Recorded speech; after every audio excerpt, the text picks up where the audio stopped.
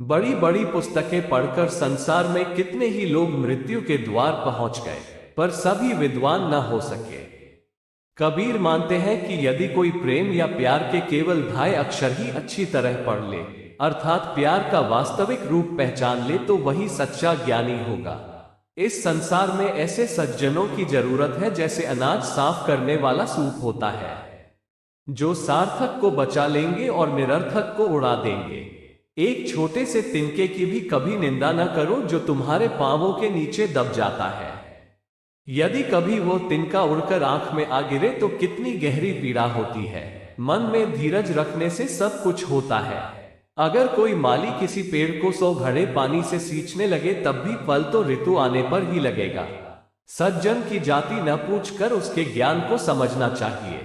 तलवार का मूल्य होता है न कि उसकी मयान का, उसे ढकने वाले खोल का।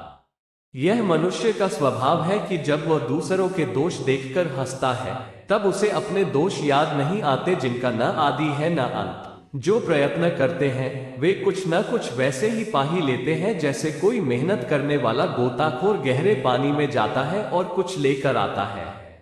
लेकिन कुछ बेचारे लोग ऐसे भी होते हैं जो डूबने के भय से किनारे पर ही बैठे रह जाते हैं और कुछ नहीं पाते। यदि कोई सही तरीके से बोलना जानता है तो उसे पता है कि वाणी एक अमूल्य रत्न है, इसलिए वो हृदय के तराजू में तोलकर ही उसे मुंह से बाहर आने देता है। जो हमारी निंदा करता है उसे अपने अधिकाधिक पास ही रखना चाहिए। वह तो बिना साबुन और पानी के हमारी कमियां बताकर हमारे स्वभाव को साफ करता है। इस संसार में मनुष्य का जन्म मुश्किल से मिलता है। ये मानव शरीर उसी तरह बार बार नहीं मिलता जैसे वृक्ष से पत्ता झड़ जाए तो दोबारा डाल पर नहीं लगता। इस संसार में आकर कबीर अपने जीवन में बस यही चाहते हैं कि सबका भला हो और संसार में यदि किसी से दोस्ती नहीं तो दुश्मनी भी ना हो।